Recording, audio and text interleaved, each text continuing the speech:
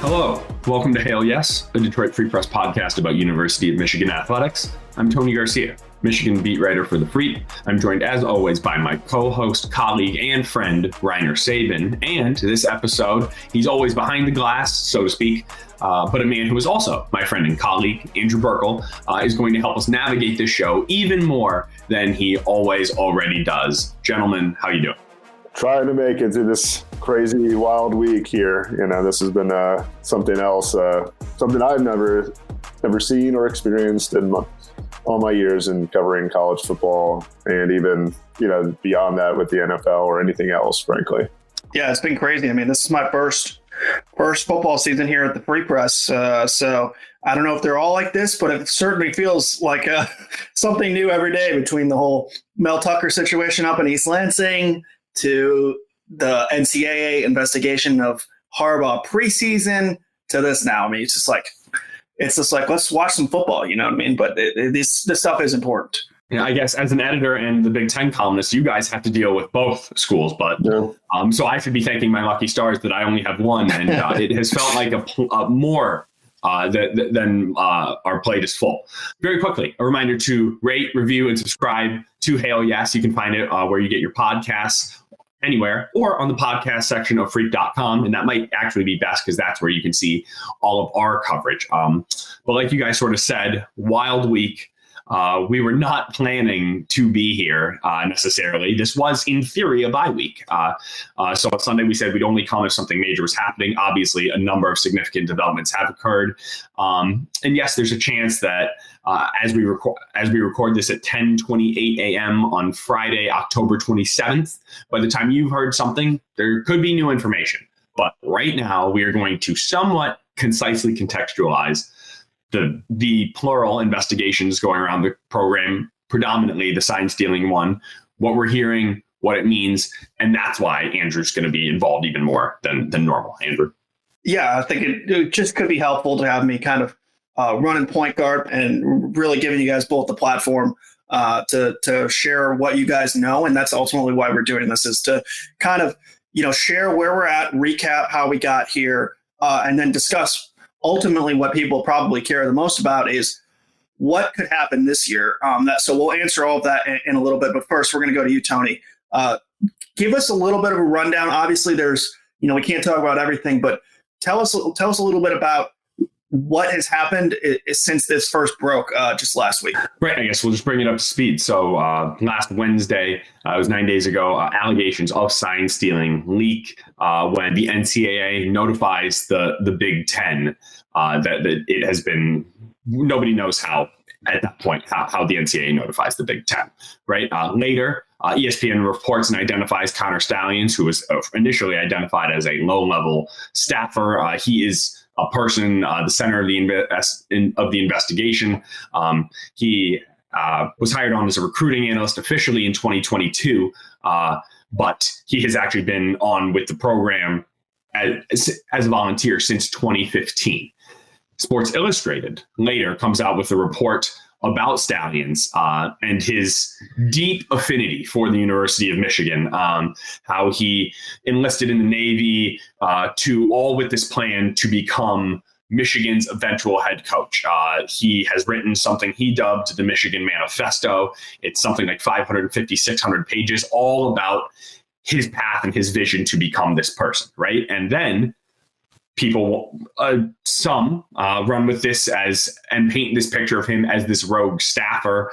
However, later sidelines and various reports have pictures emerging and videos emerging from sidelines of images of what appear to be Michigan staffers holding laminated sheets of what looks like opposing signals. I mean, there's videos from the Ohio State game last year that show Stalions next to Jesse Minter looking at the sideline, relaying something. The whole sideline starts pointing, and the point is it's on the first series of the game, not later in the game. And many people point out Ohio State scored a touchdown on that play. That is a good point. However, the idea is that the signs were stolen before the game was sort of what that was pointing to, or the theory at the time. ESPN then has another report and finds out Stallions bought tickets to 30 games at 11 schools, tickets on both sidelines, are on each sideline, of the future opponent of Michigan. He would disperse them to his confidants, who would then reportedly record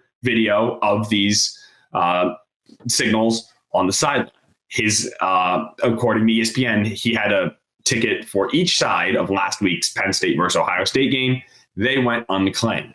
And then that brings us all the way to Wednesday night earlier this week, when the Washington Post story really seemed to ramp things up. That's when it said the NCAA probe began after an outside investigative firm approached the NCAA with documents and videos that it said it had obtained from computer drives, also maintained and accessed by Michigan coaches. Now, initially, as I started getting ahead of myself. The NCAA brought this in evidence to the Big Ten, right? Still, nobody knows who this outside investigative firm is. However, that is how it is presented. Later in the Washington Post report, it said Jim Harbaugh does not have direct knowledge of it, but there are coaches and there are levels to it. We can take it from there. I hope that was not too long, but that's how it got from an investigation to rogue staffer to more involvement to an actual scheme. And there's much more than just that, but that's the quick synopsis. Okay. Phew. A lot to unpack there. Obviously, you did a good job running through that there, Tony. But first thing that I wondered when I read the Washington Post report, I'm sure many others did as well, was outside investigative firm. What does that mean? Why were they looking into Michigan? Who was this? Reiner, what do you know about that? What have you been able to put together, or what were your initial thoughts when you heard that?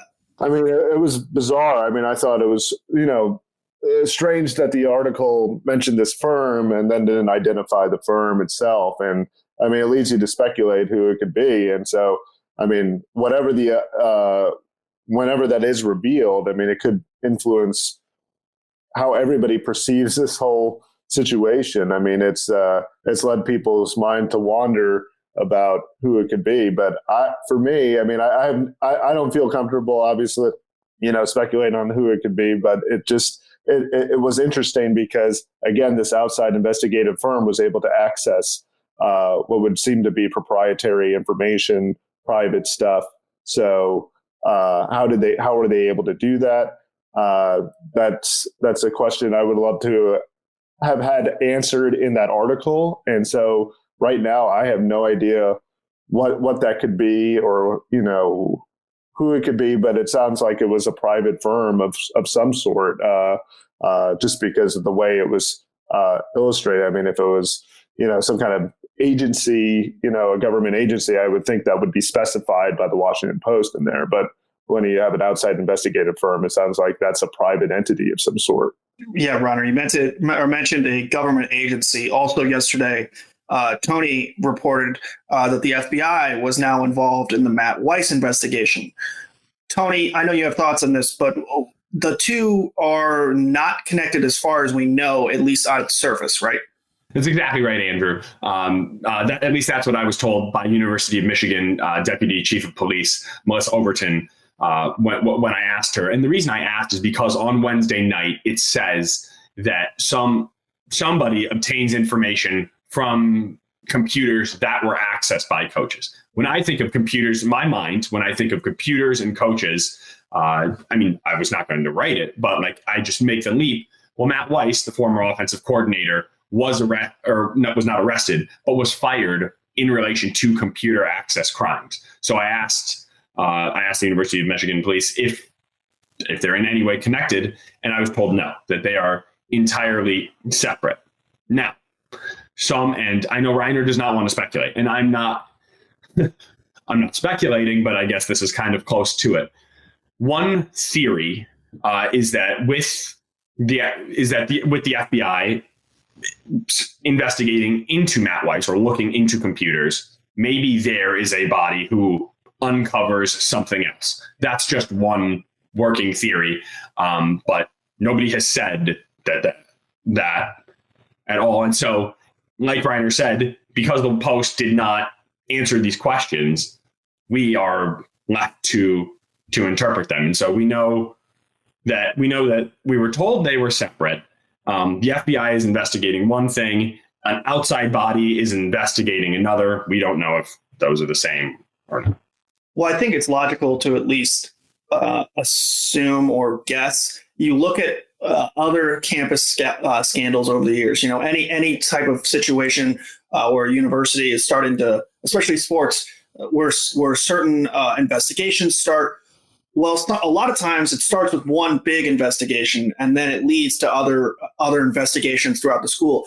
People start looking into do you remember that story? Do you remember when that happened? And then suddenly, reporters from national reporters, local reporters, investigative bodies, they all start looking into these different things. So I don't think it's totally unreasonable to say one could have potentially led to another, getting more light of the day, is kind of what you're saying, right, Tony?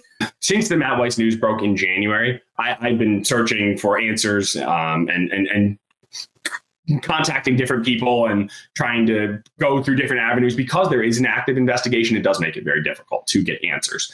But for any conspiracy theorist who thinks that we were sitting on this, or that there was some time, on my end, there was no relation, right? Maybe someone else felt some different type of way or something, but I have just been sort of doing my due diligence for as best I could for the past 10 months. And so that's how we found out yesterday that the FBI is working with Matt Weiss, or was working on the Matt Weiss case, not because there's reports that the NCAA is talking to Michigan coaches right now. It's not right now that has to do with this specific situation. It's just coming to light in the same week. I guess that's my point. Yeah, and I can personally attest to this. I started at the Free Press in April, and very first thing I asked Tony, I'm like, dude, what's the latest on the Matt Weiss situation? And he's like, I'm working it, I'm calling it, I'm making calls, active investigation. So I can attest to that. But let's get to the biggest question that people ultimately have around the country, locally, Michigan fans, not Michigan fans. What realistically could happen this year to this Michigan football team? What effect could it have? Could Michigan face a postseason ban? Could they be kicked out of the Big Ten championship game? Wins wiped off their record this year. Realistically, what, Reiner, do you think could happen or is in play for the remainder of this year? Typically, NCAA investigations don't get wrapped up that fast, but this isn't a typical situation. Yeah, the NCAA typically moves at a glacial pace. If something were to happen, it'd likely come from the Big Ten, where they would step in. The Big Ten has a sportsmanship policy that says the commissioner can intervene under extraordinary circumstances, where the commissioner has the exclusive authority to determine whether a violation has occurred and impose discipline. Whether Tony Petitti, who's a new commissioner, took over for Kevin Warren earlier this year, basically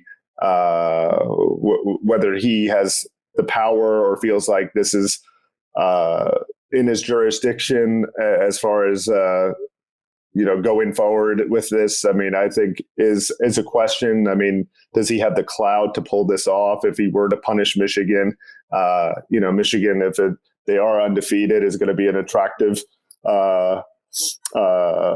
obviously program to the college football playoff and to TV networks at large. And Tony Petitti is a former TV executive, so he's going to be cognizant of that. And so, will he have the energy and interest in trying to punish Michigan and get out in front of this story before it even mushrooms potentially further? I don't know. That's the question. That's the $1 million question. But that seems to be the only recourse possibly for Michigan being punished and, actually suffering possibly this season. Now, the other possibility, obviously, is Michigan goes through the season and then retroactively gets its wins vacated.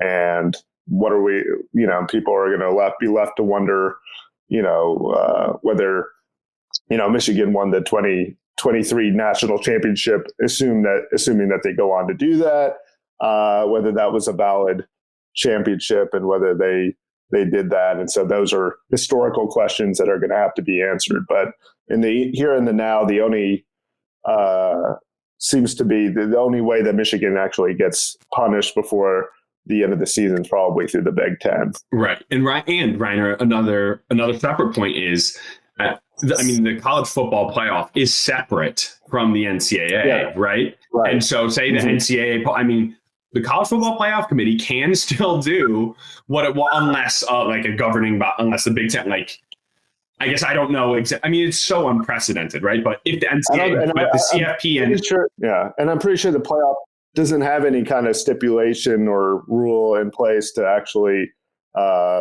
punish a team for some kind of influencing the results or whatever. Or having some kind of competitive advantage or possible cheating involved, and I don't think they have anything that in their criteria for determining the playoff field. Yeah, and furthermore, whenever any scandal, I guess it's so hard to compare it to anything because we don't know the magnitude and the scope just yet. But so often, almost always across all sports, scandals are found out about after the fact, right? It's really rare that you are finding out about something in live time and unsure about how it affects things moving forward. I guess somewhat of a comparison is like the Patriots and Spygate, right? In 2005, when they're videotaping sign signals, and it's a different league, it's a different time, but they were hammered. They lost a first round pick. They were, $500,000 fine. That doesn't matter for Robert Kraft, but Belichick and Brady took a hit on their legacy. And I think that is that's why I want to bring it back to that, because in the court of public opinion, Michigan is already in a very bad way, right? And now everybody should be innocent until proven guilty. Jim Harbaugh, there is still no direct evidence linking him to this. However, the plausible deniability is fading by the minute, right? And at minimum, this would seem to fall under the definition of lack of institutional control, which is found when the Committee on Infractions, this is the definition of it, when the Committee of Infractions determines that major violations occurred and the institution failed to display adequate compliance measures at minimum. Yeah, no, you're right. I think, there was an article about TCU using or finding out and hearing through the grapevine that Michigan's stealing signs, and it had an elaborate operation. They put in the dummy signals. But, again, that seems to indicate that this was kind of known throughout college football. So it leads to questions, well, what did Harbaugh really know? And how wouldn't he have known that was the case? And so, no, it could be that, again, Michigan, this scheme was, had layers between him. And so he assumed that they were just really good at stealing signs in game. Again, that would be pretty naive. Given that some of the stuff was obviously probably happening early on, and they had, as you alluded to, it looked like play sign charts that were already drawn up before the game. And so it would stretch. You'd have to suspend belief in some ways to believe that. But at the same token, again, it's do we still give him the benefit of the doubt to suspend that belief, right, Reiner? I don't know. Right. I don't know. Given his track record, he's always kind of stretched the rules in some ways. Pushing stuff into the gray area. Going back to the satellite camps, and then also hiring people that were connected to recruits, whether it was Devin Bush's dad and such. And so he's always pushed the boundaries. Again, Michigan was caught is in a current NCAA investigation because they used analysts and also to coach, and then also did some stuff during the COVID-19 dead period from a recruiting standpoint that was verboten. So it's something that I think Michigan doesn't necessarily get the benefit of the doubt, considering what the track record is, and puts a harsher spotlight on Jim Harbaugh and makes you really think, like, what has he really known all along as it relates to this operation? Because again, they've been doing stuff that kind of pushed the boundaries since he first got there, and so it does raise a lot of questions about what Harbaugh knew and when did he know it. Tony mentioned the Patriots and Spygate. Our colleague Jared Ramsey did a whole piece looking into sign stealing and other similar scandals. But the two that it's almost more similar to Deflategate in some ways. Do you guys remember when that happened? They figured it out in between the AFC Championship game and the Super Bowl, and everyone's like, "Okay, well, the Super Bowl is in a few days. What do we do now?" Right. And it's kind of the same situation where it's like, okay, we know this. We don't have time to investigate or prove this. Lord knows there needs to be assumption of innocence. You can't just start handing out punishments a week after the report breaks. But at the same time, there is a competitive balance there. And then the other thing it kind of reminded me of was the Houston Astros sign stealing scandal when AJ Hinch, ironically, Tigers manager, he was, there was never any evidence that he was directly involved, but almost every team in baseball knew that it was going on or had some assumption it was going on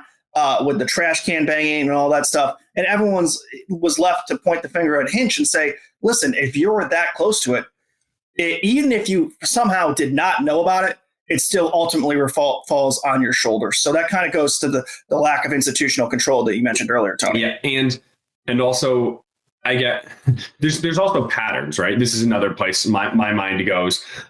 Let's go all the way back to the theory that Connor Stallions was acting as a rogue, which evidence points that's not the case. But let's even operate under that theory.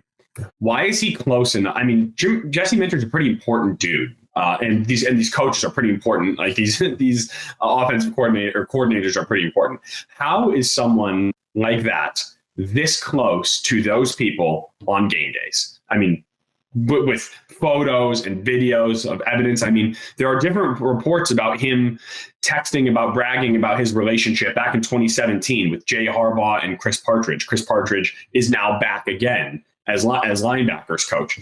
I mean, bringing it back to Jim Harbaugh, and of course he does not hire everyone. He does not sit down and meet every single analyst and quote unquote low level staffer. But if you're getting paid $55,000 to be on Michigan's recruiting and listed as an analyst on Michigan's recruiting staff, you're part of the team. You're part of the organization.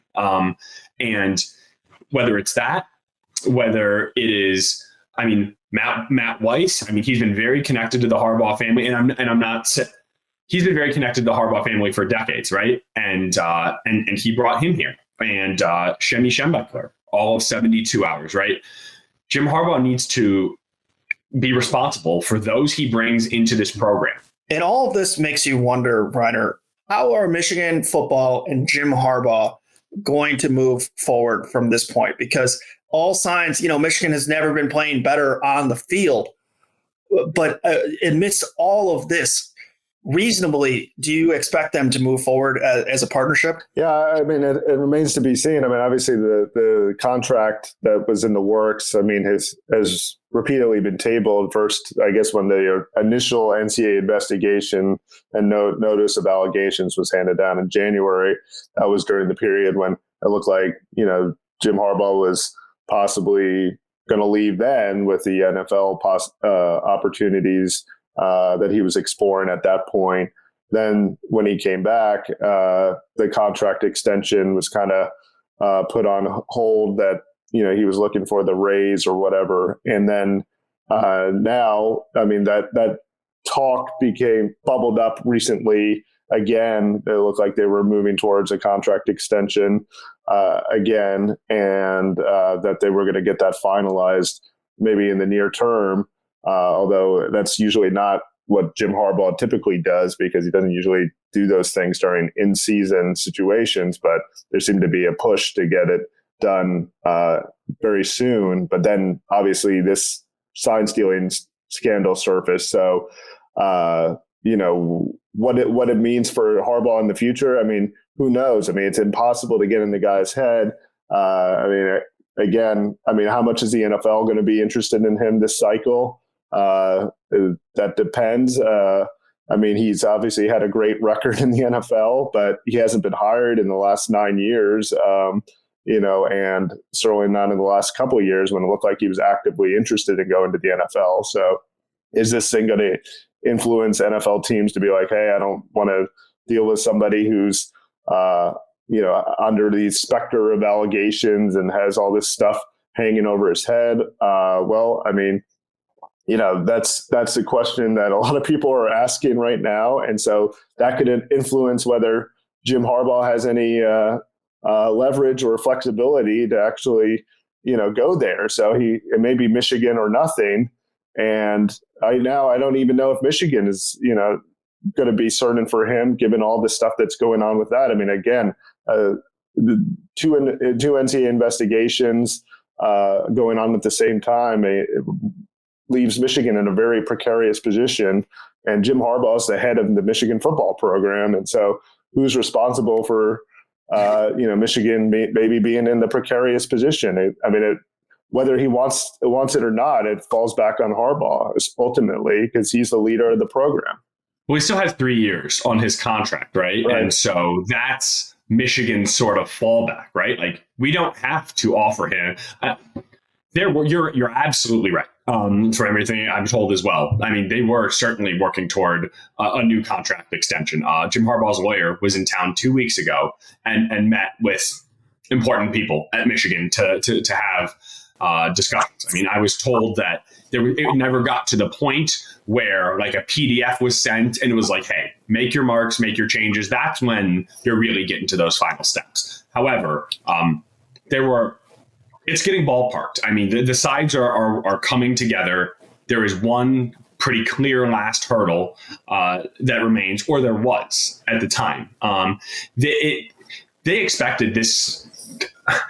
At this time last year, the expectation was this would have been farther along had Michigan knowing Michigan did win the 2022 Big Ten title and go to a second straight college football playoff. The expectation is Jim would have been extended earlier. But like you said, the first NCAA investigation tabled things. And as one person told me, you can't think you're sure, you have to know you're sure, right? So they paused. They felt as if that, while not great, they felt as comfortable, is my understanding, moving forward pretty comfortably.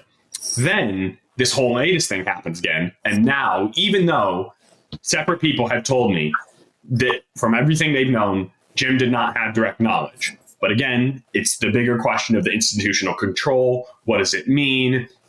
Can he really have the excuse of not having knowledge? How far does this go? So it is on hold. And it is, it's fascinating for so many reasons why Jim Harbaugh is one of the most fascinating characters in North American sports.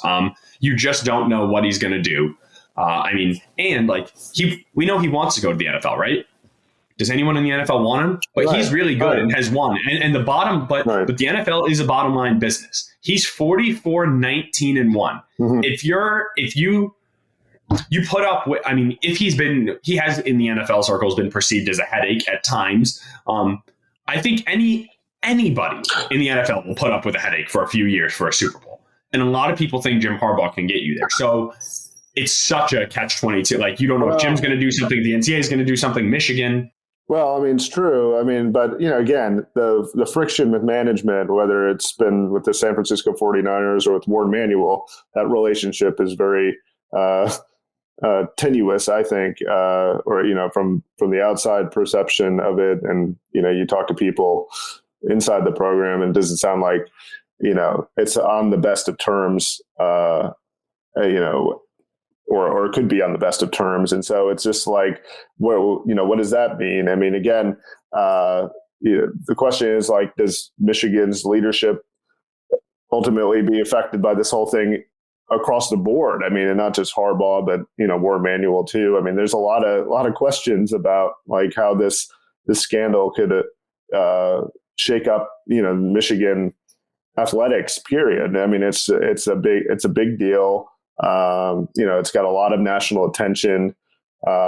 People are really, questioning, Michigan's integrity at the moment. And like, that's the public perception that's out there. And so, I know that the Regent Jordan Acker likes to say that Michigan athletics is the front porch of the university. Well, I mean, the front porch right now seems to be burning.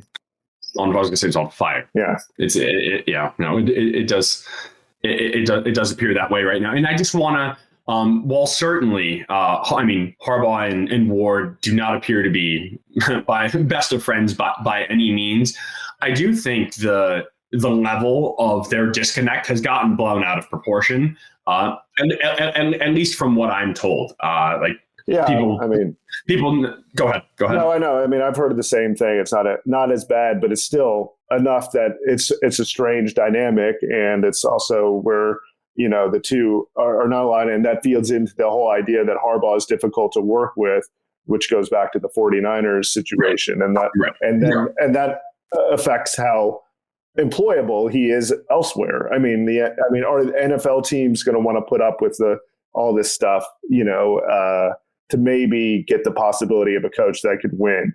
Now, we don't even know how Harbaugh would translate to modern day NFL. I mean, we still don't know, because it's been 9 or 10 years since he was last in the league, and so a lot of things have changed since then. The way that offenses function. Everything, has shifted a little bit in the NFL since he's been there. So, yeah, I think there's some questions about what opportunities are going to be there for him, which affects, again, his flexibility as it relates to his career and his future here. There's so many different ways this could play out. First of all, if there's anything we know about NFL teams, that they get desperate to win. So it may take a team getting desperate, a la the Jaguars with Urban Meyer. They still hired him. There might still be opportunities for Jim if the situation was right. Now, also, could Jim sit out? He could also just be like, hey, my best option is taking a year suspension and sticking at Michigan if they'll have me. That could happen. Or he could be fired. There are so many different ways this could play out. And I think, people love a story nationally of the top dog getting brought down from that mantle, right? And I think kind of right now Michigan's at the top, and there's so many reasons why it's grabbing headlines. Nationally. Yeah, Jim Harbaugh was talking about fighting the laws of gravity, right? If he were to try that route and take a full year off and stay, and turn the keys over to someone and hold steady. Recruiting. There's a lot that could go wrong there, obviously, but you could be right. That still might be the best case scenario for all involved. And naturally, this happens on a bye week, right? And it feels like, in some ways, for Michigan, it really is worst case scenario, right? Like, they can't just go out on Saturday, play football, and then just try to move on. This thing has been taking up all the oxygen in the room, all the air, and is we still feel we waited until now to have this podcast because we wanted answers, but every answer you get comes with another question, right? Yeah, and there's still a lot of gray. We don't know the extent of the knowledge of Harbaugh as it relates to we don't even know, again, how this whole thing materialized, basically, with the outside investigative firm. There's so many questions as to what it is and what the ultimate fallout will be. As far as repercussions or potential repercussions, or if there's any kind of liability that is found as it relates to Michigan and with this whole situation. So there's so many questions. Right now there's just allegations out there, and an investigation hasn't even started technically because the NCAA hasn't served them the 90-day notice of allegations, and so so there's that hasn't yet happened. So there's still so many questions out there. There really are a ton of questions, and I think as important as any of them, or as unfortunate as any of them, is we may not know one of the most important questions: how much of a difference did it make? Right? Like that's and not that it matters, but like one of the worst parts about this is, if should this all prove to be true, is how it gets at the fundamental, like the fairness of the game and the integrity of the sport. And there's just no way to know quantifiably how much this tipped the competitive balance. When we're talking about all the unknown about this, that will remain unknown. How much did it affect the play and the players? Did anyone know? I'm not saying it, did anyone know, but like, how upsetting is that for the players? How are they going to be able to respond? How is this team going to come together? I mean, they continue to talk about coming together. This has certainly escalated beyond what they've come together from before. Yeah, because it strikes at the very heart of what they're doing. I mean, people are questioning the validity of what they've already accomplished and they're potentially cast a pall over the entire rest of the season and the results, no matter what they do. So it's just a very difficult situation for the players to be thrust into, assuming that they didn't even know it. And so, in some ways, they're kind of, again, if they didn't have any knowledge of it, are innocent victims in this. And so, it's also a shame for the teams that may have played Michigan, that they may have been at a disadvantage. So, I mean, there's that component too. I mean, you can't forget the fact that maybe some of these other teams, didn't have a fair shot in that sense. I mean, again, if the allegations are true, that it's a messy situation. It's just a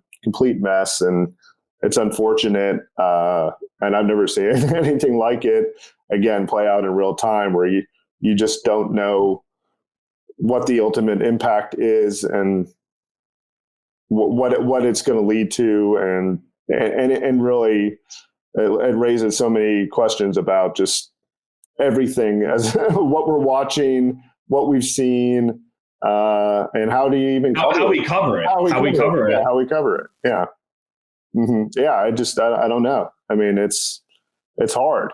I've been wrestling with it for the last 5 or 6 days. I don't know what to make of it, because on the surface, Michigan is 33-3.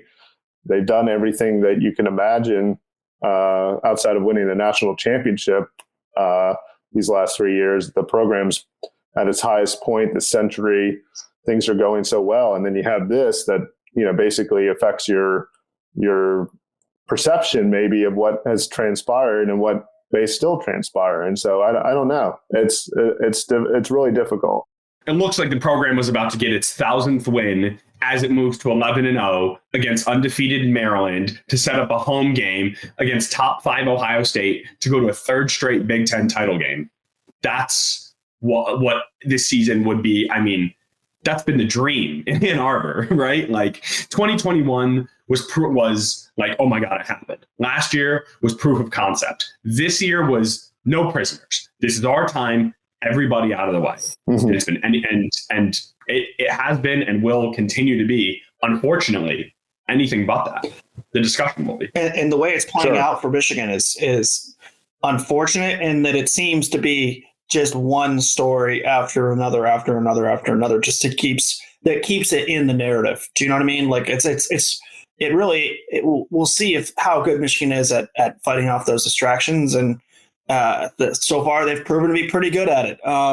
But it is, if nothing else, disappointing for their fans, because like you said, Tony, this is the year they've been waiting for. They have the quarterback. I mean, this is like, that offense is a lot more fun than some of the offenses they've had in years past. I mean, it has all come together this year, and now it's been, completely rained on. I wrote a J.J. McCarthy Heisman story on Monday. Let me tell you, that feels like a year ago. Yeah. Like, I can't believe that was this week, and that he hasn't played. Like, do you remember when he shredded Michigan State, like 4 touchdowns, 300 yards? That was 6 days ago. Mm-hmm. I mean, it just feels like a world of college football has happened since then. But I'm not sure when we'll be back next week. We will continue to monitor. We tried. I mean, I think we'll probably wait till we hear from Jim on Monday and then bring that to you then. That's probably the best. I don't want to promise something and then deliver because, as everybody can see, these are rapidly evolving times and developments. Maybe something breaks later today and we have to come back. I hope not, because I'm supposed to be on vacation, as we all are. But as we say, it's always something. So thanks, fellas, for hopping on early and doing this. As always, thanks to Editor-in-Chief Nicole Avery-Nichols, Executive Editor Anjanette Delgado, Sports Editor Kirkland Crawford, Audio Engineer Robin Chan, and Sports Editor and our show's producer, and today co-host, Andrew Burkle. That'll do it. Stay safe, everybody. We'll talk to you next time. This is Hail Yes.